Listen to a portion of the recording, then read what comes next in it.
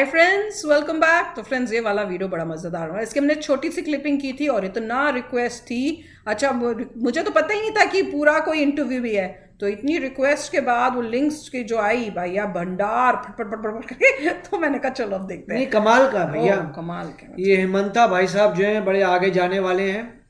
इनके रिस्पॉन्सेज देख के लगता है वाह, बहुत बढ़िया।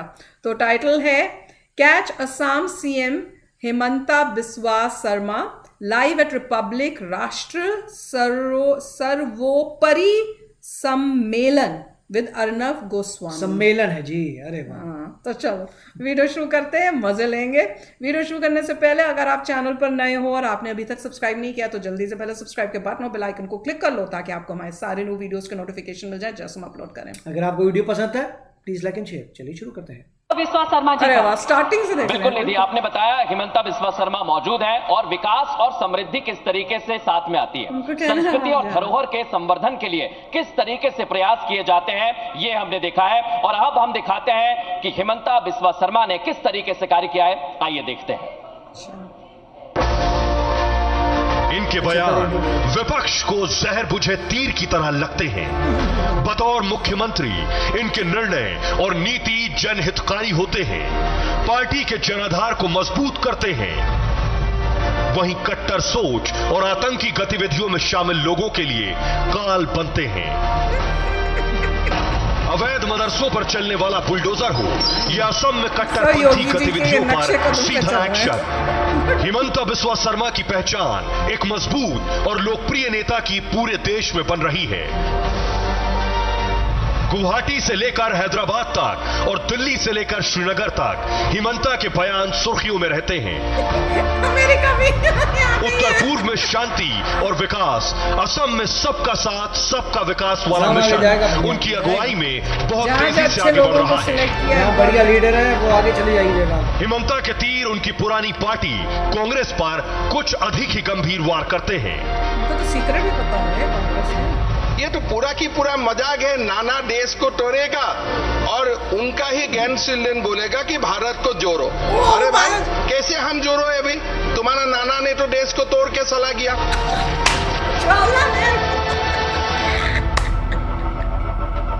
एक बार फिर से जोरदार तालियों से स्वागत कीजिए। Darwin platform group of companies presents राष्ट्र सर्वोपरि सम्मेलन में हिमंता का हल्ला। और इस विषय पर अपनी बात रखने के लिए हम आमंत्रित कर रहे हैं मंच पर शांत और समृद्ध उत्तर पूर्व के स्वप्न को साकार करने के लिए प्रतिबद्ध, पूरी तरह से डेडिकेटेड असम के मुख्यमंत्री श्री हेमंता बिस्वा शर्मा जी, आपका बहुत बहुत स्वागत है। मंच पर आइए। बिल्कुल, और उनसे बात करने के लिए ग्रुप के एमडी और editor in chief Arnav Goswami मौजूद रहेंगे। धार धार सवाल रहेंगे, बेबाकी से हिमंता बिस्वा शर्मा के जवाब रहेंगे।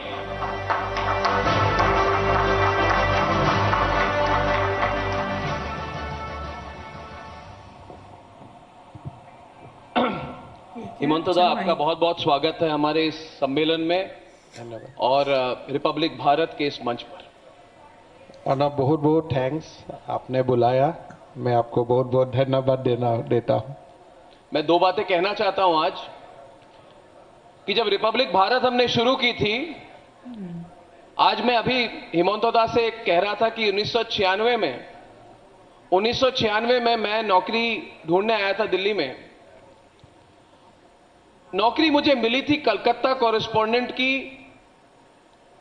उस समय के एक टीवी नेटवर्क ने मुझे नौकरी दी थी और कहा था कि आप इस जगह जाके फाइनल इंटरव्यू करिए।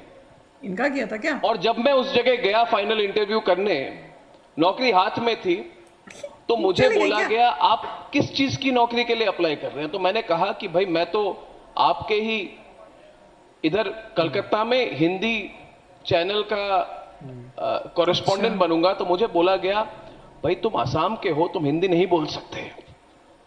और आज आपके सामने दो आसाम के रहने वाले गुवाहाटी के लोग सामने पूरा प्रयास करेंगे हिंदी में बातचीत करने की। अच्छा, दोनों आसाम के मुझे नहीं खुलकर पता बोलिए। नहीं, हिंदी जब टूटा फूटा होता है ना, हिंदी को स्वीट लगते हैं, होता है, स्वीट लगते हैं, लोग समझ जाते हैं। तो इसीलिए मेरा लगता है ग्रामर जैसा भी हम भूल हो, बोलते जो हैं। भी हो, लेकिन मैं पूरा प्रयास करता हूँ कि बोल देना चाहिए हिंदी में, जो होगा हो। आप करिए, लोग आपके साथ है हिमंता दा, ठीक है ना? समझ पाएंगे ना इनकी बात को? समझ लेता हूँ। मैं कहता था, जब मैंने हिंदी में पहले एंकरिंग की थी, मैंने कहा था हिमंत दा, मेरी जबान साफ नहीं है, हिंदी साफ नहीं है, मगर नियत साफ है। यही अप्रोच के साथ आज बातचीत शुरू करें। नहीं, हिंदी बहुत स्वीट लैंग्वेज है और थोड़ा सा नॉर्थ ईस्ट का लोग हिंदी बोलते हैं तो हिंदी और स्वीट हो जाता है, बहुत ज्यादा स्वीट। बहुत अच्छा, बिल्कुल बिल्कुल, मैं भी इसी बात को मानता हूं। हिमंत दा, पहला सवाल आपसे ये है, हर दिन आप सुर्खियों में रहते हैं या हर दूसरे दिन आप सुर्खियों में रहते हैं? कभी कुछ कहते हैं, कभी कुछ करते हैं, कभी कोई आपके खिलाफ बोलते हैं, कोई सुर्खियों में इसलिए रहते हैं। और ये वाड्रा कांग्रेस के साथ तो आपका पुराना रिश्ता था और लग रहा है कि वो छोड़ना भी नहीं चाहते। हर दिन आप पर वो कमेंट करते हैं, आप पर ट्वीट करते हैं, या तो उनका दिन शुरू होता है खत्म होता है आपके नाम को लेकर। कभी आप ये जो अवैध मदरसे हैं उन पर आपने बुलडोजर चला ली तो उस पर बातचीत होती है। तो हमने नोटिस किया है कि लोग वैसे मुख्यमंत्री बनने के बाद सुर्खियों से हटने की कोशिश करते हैं, कहते हैं अभी हमको पीसफुल नॉन कंट्रोवर्शियल एग्जिस्टेंस चाहिए। हिमंत बिस्वा शर्मा पर ये रूल अप्लाई क्यों नहीं होती? हिमंत दा, आप हमेशा सुर्खियों में क्यों रहते हैं? ये कैसे हो रहा है? नहीं, पहला बात, मैं सुर्खियों को रहने में मैं प्रयास नहीं करता हूं, लेकिन जो मैं काम करता हूं आपको लगता है कि वो सुर्खियों में होना चाहिए, तो इसलिए आप लोग मुझको सुर्खियों में लेके आते हैं। लॉजिकल। मैं सुर्खियों के लिए कुछ नहीं करता हूं, जो मन में आता है वो बोल देता हूं बस। तो आप सोचते नहीं है मन में आया तो मगर मैं कहूं तो इस पर क्या प्रतिक्रिया होगी? नहीं, मैं लोग क्या खाली कहेंगे? मैं इतना ही देखता हूं कि मैं कुछ बोलता हूं, जब कांग्रेस वाला लोग ट्रोल करता है तो मैं इतना ही देखता हूं कि आज ट्रोल उनका 500 हो गया कि 600 हो गया, कितना को कर पाया मोटिवेट, मैं वही कभी कभी देखता हूं, उसका आगे कुछ नहीं देखता हूं। आप नहीं देखते? तो मूल मुद्दे पे आ जाए, जो अभी का हॉट मुद्दा है। राष्ट्रीय सर्वोपरि के सम्मेलन में कंट्रोवर्शियल मुद्दे भी हैं। आप आजकल पिछले 3 हफ्तों से आप हेडलाइंस पे हैं कि आपने अवैध मदरसों ये पे बहुत मजेदार देखना हमने बुलडोजर देखा, चल बड़ा रहा है। मजेदार सुनना। और वो जो विजुअल है कि अवैध मदरसों पे बुलडोजर हिमंत बिस्वा शर्मा ने क्यों चलाई? कहा जाता है क्या हिमंत बिस्वा शर्मा न्यायपालिका को नहीं मानते? क्या न्यायिक व्यवस्था नहीं है? क्या ये योगी वाला अप्रोच है? मनमानी कर रहे हैं या फिर किसी लॉबी के लिए कर रहे हैं? तो इस पर आप जरा, आज पहली बार आप दिल्ली में आए हैं ये पूरे कंट्रोवर्सी के बाद, तो जरा इसको आप एक्सप्लेन कीजिए कि आपने ये अप्रोच क्यों ली, इसकी जरूरत क्या थी? अर्नब जी, 2-3 बात आपको थोड़ा सा असम कॉन्टेक्स्ट में देखना पड़ेगा जी। असम में हमने अल कायदा का मॉड्यूल हमारा हाथ में पकड़ा गया। जब हमने ये मॉड्यूल का पीछे पड़ा तब हमको ये भी खबर आया कि सेम मद्रासा में they have establish there network, उनका कार्यालय बना, ऑफिस बना, तमाम सारे गड़बड़ी काम हुआ। कार्यालय बना? ये हुआ देखो भगवान की जगह जो पर हमारा ऐसे काम। एबीटी बोलता है, अंसारुल बांग्ला टीम है, जो बेसिकली आईएसआई का, ये जो बेसिकली अल कायदा का इंडियन सब कॉन्टिनेंट का एक एलाइड ग्रुप है। उसका नाम है अंसारुल बांग्ला बांग्ला टीम जी। और नॉर्थ ईस्ट और बंगाल में एबीटी ही ऑपरेट करता है जी। जब उनका मॉड्यूल हमारा पास आया, पकड़ा गया, हमारा नजर में आया कि they are operating from madrasa. अभी मद्रासा किसके लिए होता है? कि कुछ होगा तो फिर हम आपको बोल देंगे कि कुरान भाई का मुस्लिम्स के शिक्षा ऊपर देने हो रहा के है। लिए मद्रासा होता है। जी जी मद्रासा तो जिहाद करने के लिए नहीं होता है जी। The moment a madrasa is being used for ABT और for jihad, that means it's lost character of the madrasa. उसका आगे और मद्रासा वो नहीं है। तो हमने उनका पब्लिक को जाके बात किया, देखिए ये तो अभी मद्रासा नहीं है, ये तो अल कायदा का कार्यालय बन चुका है, आप इसको रखना चाहते हैं? नहीं साहब, तोड़ देना चाहता हूं। तोड़िए। किसने कहा आपको तोड़ देना? पब्लिक ने तोड़ा है। नहीं, पब्लिक ने नहीं तोड़ा, पब्लिक ने तोड़ा। विजुअल आपके सरकार ने तोड़ा। आप विजुअल देखिए। नहीं, आपके सरकार ने नहीं तोड़ा, विजुअल देखिए कह रहे हैं। हमने थोड़ा मोटिवेट किया। सरकार। अब ये बात है, अब ये अप्रोच जो है, अभी अनुपम खेर जी आए हुए हैं इधर, वो भी बहुत मजा ले रहे हैं आपके बात। ये अप्रोच तो आपकी यूनिक अप्रोच होगी। आप खुलकर मुख्यमंत्री हैं, आप कह रहे हैं हमने लोगों को मोटिवेट किया कि आप अवैध मदरसे को तोड़िए, मगर आप इस बात से हिचक नहीं रहे। स्वामी जी आप देख रहे हैं, खुलकर कह रहे हैं। नहीं, इसको जरा आप समझाइए। आप अगर लोगों को देश प्रेमी होने में मदद मोटिवेट करता है, लोग देश प्रेमी बन जाता है, उसमें कहाँ कानून का प्रॉब्लम है? तो हमने लोगों को बोला भाई यहाँ मदरसा तोड़ो, हम आपको एक स्कूल बना के दूंगा। आपने लोगों को कहा? लोगों को कहा तो लोगों ने पूछा सचमुच स्कूल बनेगा? हम बोला सचमुच स्कूल बनेगा, लेकिन आप लोग उसको व्यवस्था कीजिए। तो लोगों ने सुबह टीवी को बुलाया, फुल मीडिया व्यू में मदरसा तोड़ दिया तो तोड़ दिया, आप क्या करें अभी? आपके कहने कौन सा कानून मेरा पास आएगा? Because it is a voluntary act, मैं तो नहीं किया। Very smart move. ये थोड़ी ऑफलाइन टाइप की अप्रोच हो गई, ये अलग टाइप का अप्रोच है। असम में हम लोग जो भी करता हूँ वी टेक मुस्लिम कम्युनिटी और Hindu community in full confidence. Are you anti Muslim? Are you? अगर मैं आपको कह रहा हूं, जो एक धारणा बन रही है, लोग कहने की कोशिश कर रहे हैं कि Himanta Biswa Sharma has an anti Muslim view, जो एक सेक्युलर देश में ऐसी अप्रोच नहीं होनी चाहिए। और इस पर बातचीत हो रही है पिछले 2-3 हफ्तों से। आप देखिए एंटी मुस्लिम कौन है और डेफिनेशन कौन करेगा? अगर ओवैसी साहब करेगा तो मैं एंटी मुस्लिम, ठीक है। लेकिन देश पे अगर आप केरला का गवर्नर साहब को बुला के बोलता हिमंता वो किया है, वो बोलेगा प्रो मुस्लिम। अभी देखना पड़ेगा हु इज डिफाइनिंग यू। मैं बोल रहा हूं कि आप मदरसा जाने से आप जुनाब बनेगा, मेरा स्कूल में आप दफ्तर बनेगा, तो मेरा हिसाब से तो मेरे से ज्यादा अच्छा मुस्लिम का कोई दोस्त है ही नहीं। I am the greatest friend of Muslim. जुनाब होता क्या? टेररिस्ट। आप जुनाब बना रहा है, मैं डॉक्टर बना रहा हूं। आप मौलवी बना रहे हैं, हम बोला भाई मौलवी आपको अभी बनने का जरूरत नहीं है, मौलवी है भारत में, कम होगा तो जरूर बनिए, बट फिलहाल आप इंजीनियर बनो। Good, very good. अभी असम में कोई सारे लोग मेडिकल कॉलेज में मुस्लिम लोग डॉक्टर पढ़ते हैं। आप देखिए 5 साल में their entry to medical college has gone up really very high. अभी 1000 सीट है असम में मेडिकल कॉलेज में, 160 every year Muslim students are getting admission on merit. On merit, कोई एपीजमेंट वाला बात नहीं। उनको आप शिक्षा का व्यवस्था कीजिए, माहौल तैयार कीजिए कि you have potential to become somebody beyond maulvi and janab. मैं कोई मौलवी जुनाब काम खराब है नहीं बोलता हूँ, बट अगर आपका पोटेंशियल है डॉक्टर बनने का, डॉक्टर बनो। अगर आपका पोटेंशियल है मौलवी बनना है, मौलवी बनो। लेकिन मैंने मदरसा का स्टूडेंट का बीच में देखा, बहुत ही मेरिटोरियस बच्चा है, अच्छा बच्चा है, तो इसको आप आगे जाके डॉक्टर बनाइए। अगर मैं और एक मुस्लिम लड़की को जाके बोलता हूं कि 16 साल में आप शादी मत होइए, 5 साल का बाद बढ़िया से हैंडी कॉलेज, कॉटन कॉलेज से आप पोस्ट ग्रेजुएट कीजिए, इसका बाद आप शादी कीजिए, क्या मैं एंटी मुस्लिम हो गया? मैं अगर बोलता हूं भाई आप अच्छा खासा नौजवान है, आप 3 शादी मत कीजिए, आप 1 शादी कीजिए और वही बीबी को प्यार कीजिए, बहुत प्यार कीजिए, क्या मैं एंटी मुस्लिम हो गया? तो वो तो मैं तो उनका भलाई के लिए बोल रहा हूं।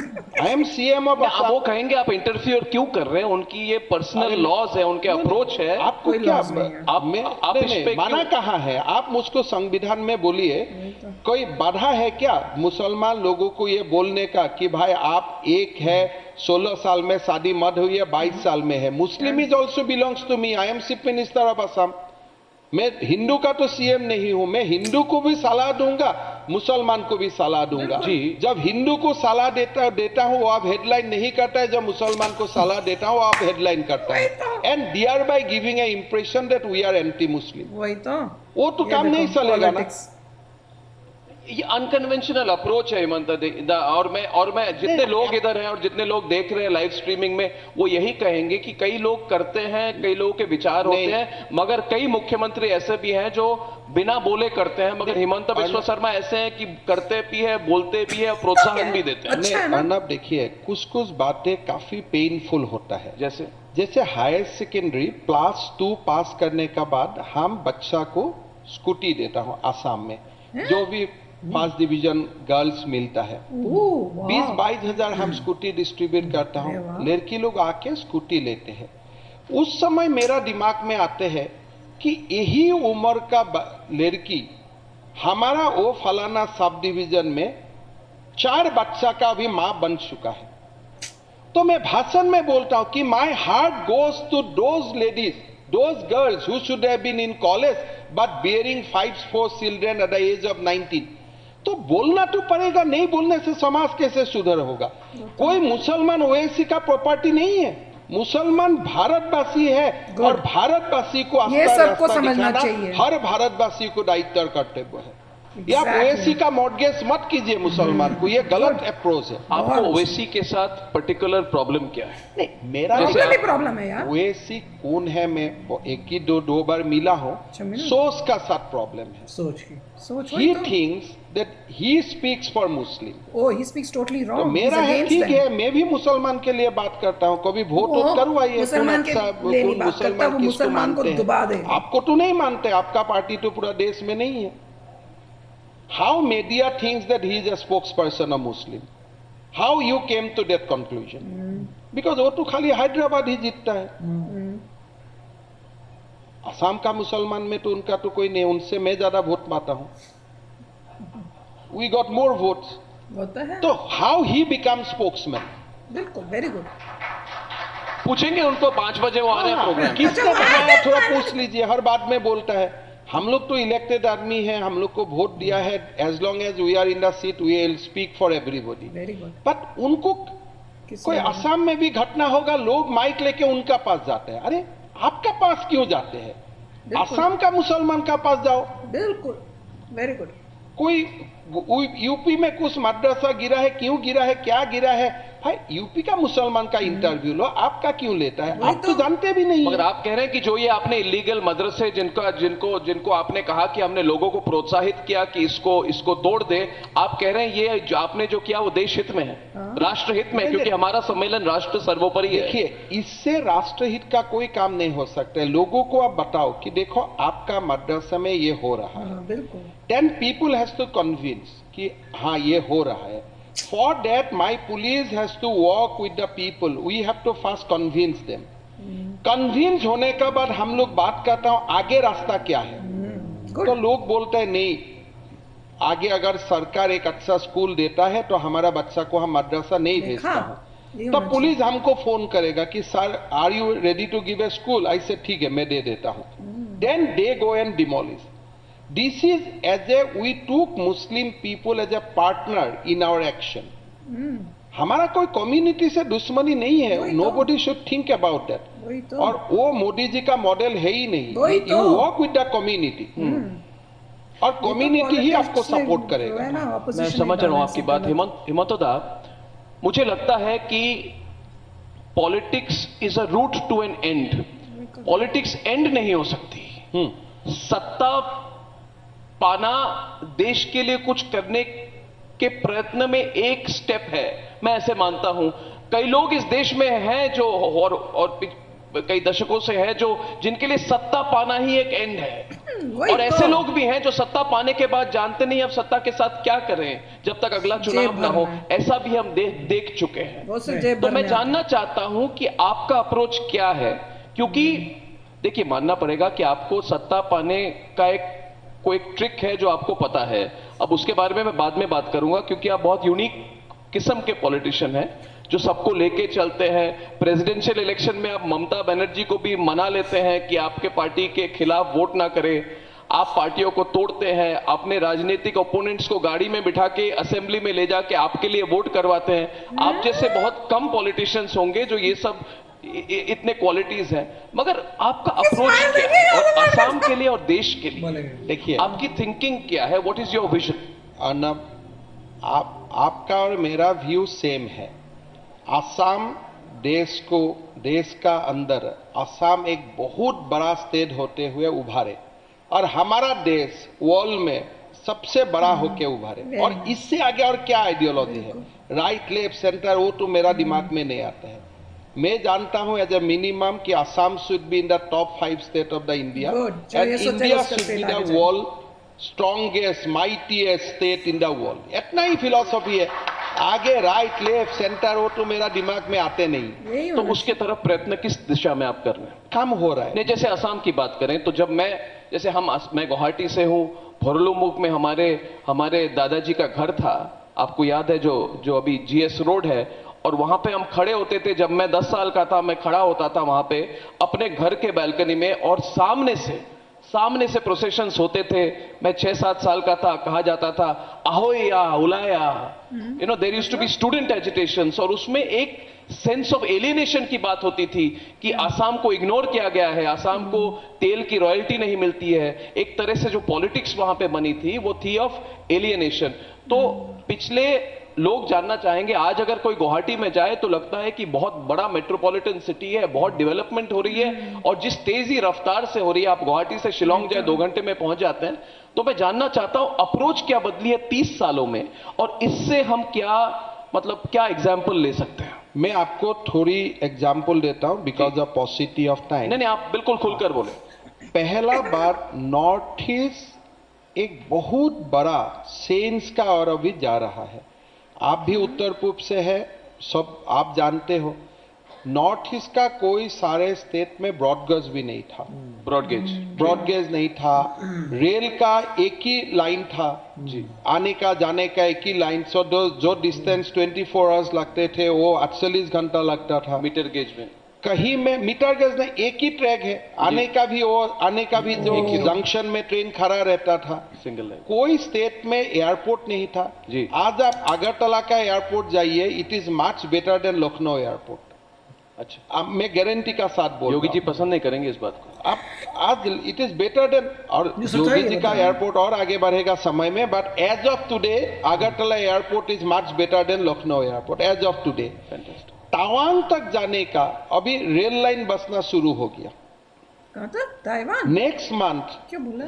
PM is probably going to inaugurate airport in Itanagar. अच्छा, So North East is under tremendous change in 2014. वही तो। Coming back to Assam, आप कल्पना कर सकते हैं असम जैसा स्टेट में 24 मेडिकल कॉलेज का काम चल रहा है, वाओ, 26 मेडिकल कॉलेज का काम, Clapping अपार्ट बनती फ्रॉम है। AIIMS. Today, Assam GDP become number 17 in the country, 17. and we are just in a close competition with Punjab. और good, competing with Punjab in GDP. मेरा GDP 5 लाख करोड़ का है, पंजाब का GDP 5,50,000। We beat Chandigarh last year. So ये एक potential create हो रहा है। अभी असम में प्राइवेट इन्वेस्टमेंट हैज बीन, हमारा ये लास्ट 2-3 साल में we negotiated over 1 lakh crore. अभी असम का हर साल हम लोग 14-15% we are growing if you minus that COVID period. जब देश भर में ऑक्सीजन नहीं हुआ, दिल्ली ऑक्सीजन के लिए मांगा लोगों से, ऑक्सीजन दो हमको, we need oxygen, but Assam proudly distributed oxygen to the neighbouring state of Assam, Wow. To all North East. Very nice. हमने किसी से ऑक्सीजन नहीं ये होता मांगा है। At the time of crisis जी। तो एक असम का अंदर बहुत बड़ा पोटेंशियल क्रिएट हो रहा है पोस्ट 2014। और मोदी जी मैं आए। आपको ये बोल सकता हूं 10 साल अगर ये मुहिम चले, Assam will be BJP with in the next 1 to 12 economy of the very nice, country. Very nice. बहुत अच्छा अभी एजिटेशन असम में नहीं होता है, एक एक करके सारे उग्रवादी गुट का साथ समस्या समाधान हो गया। You know disturb area act, अभी असम में 70% एक्ट एरिया से disturb area act has been withdrawn. All community are now, they are no longer on agitation, no longer ahoya। Very nice. No People longer. से go to the school. अभी हमने एक थोड़ा appeal किया था कि school में सीलिंग फैन का जरूरत है, सरकार खरीद सकता है क्या, लोग दे सकता है। मैंने ऐसे एक ट्विटर में डाला 14,000 fan has people has contributed in just 3 days of time. Amazing. ऐसे 10 एक डाल दिया था। ऐसी एक मैसेज मैंने से लोगों को बोल बोला देखो बिहू हमारा देखा? लाइफ लाइन है, कोई डोनेशन मत लेना। लोग डोनेशन लेना बंद कर दिया। Very good. फिर मैंने हमारा असम का मारवाड़ी समाज को बोला कि बिहू का दिन घर में पिठा लाड़ू खाइए, बिहू का दिन वो वाला आपका नॉर्थ इंडियन वाला डिशेस नहीं, नेक्स्ट रात खाइए, लेकिन सुबह लाड़ू पिठा खाइए। वो लोग एक कदम आगे जाके हर मारवाड़ी समाज ने बिहू करना शुरू कर दिया अरे कि वाह, will so sweet. Celebrate Bihu like any other Assamese people. Very nice. तो बहुत बड़ा ट्रांसफॉर्मेटिव चेंज हो रहा है असम में। और मैं असम और नॉर्थ ईस्ट का बारे में ये बोल सकता हूं कि it is no longer, give us another 5 years, will no longer come with any kind of begging bowl, will start contributing to the growth of this country. Very बहुत बड़ी बात यार, इतना मजा आ रहा था, बीच में बहुत कमाल का रोकने था बॉस। मन नहीं कर रहा था। बहुत कमाल Amazing. की इंटरव्यू है और ये दिखता धमाकेदार। है धमाकेदार, ये दिखता है पैशन फॉर योर स्टेट ये भी एंड फॉर योर कंट्री। अब ये भी एक पॉसिबल जो है लीडर ऑफ द कंट्री के सामने किस तरह से आ रहे हैं, राइट। हर बंदा देख रहा है कि आप नेक्स्ट लीडर कौन से लाएंगे, तो कुछ कंपटीशन हो रहे हैं। ये भी एक बहुत अच्छे कैंडिडेट हैं टू लीड द कंट्री, क्योंकि फॉर्मूला वही है जैसे मोदी ने सबको कहा होगा, अपने स्टेट में कमाल करके दिखाओ, फिर पूरे देश का तुम भला करना। बिल्कुल, हर एक को सब वही कर रहे हैं। मोदी जी ने साफ साफ कहा है, जैसे वो बार बार 2014 की बात कर रहे हैं कि 2014 के बाद ये हुआ।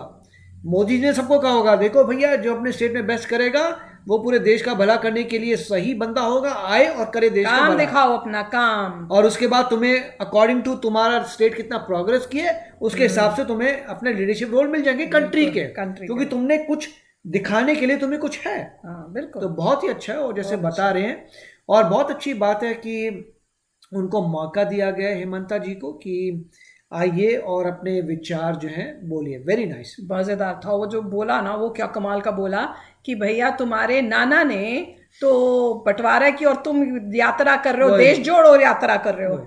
बहुत अच्छा मतलब दिखा रहे हैं। और वही कह रहे हैं कि देखो पहले कि नॉर्थ ईस्ट को कितना इग्नोर किया गया था, बिल्कुल, कितनी बुरी बात है और कितना दुख हो रहा है सुन के। और अब जो है उनको राइटली, उनको ऐसा फील हो रहा था कि हम पार्ट ऑफ इंडिया ही नहीं है, जिस तरह से ट्रीट कर रहे थे। अब वो जुड़े हैं और उनको भी फीलिंग आ रही है कि हाँ, हमें भी अब वो मिल रहा है जो बाकी जगह इंडिया में मिलता है, हमें भी उतनी चीजें मिलेंगी, फैसिलिटीज मिलेंगी। और कमाल हो रहा है, वो कह तो रहे 10 साल में कमाल देखना। अमेजिंग था, मजा आ गया। तो चलो फ्रेंड्स, चलते हैं, मिलेंगे नेक्स्ट वीडियो में बहुत ही जल्द। Till then take care and bye bye. तो अगर आप मेरे इस चैनल पे नए हो तो जल्दी से सब्सक्राइब के बटन को हिट करो और बेल आइकन को क्लिक करो, ताकि आपको मेरा जब नया वीडियो मैं लगाऊं, आपको उसके बारे में जल्दी से पता चल जाए।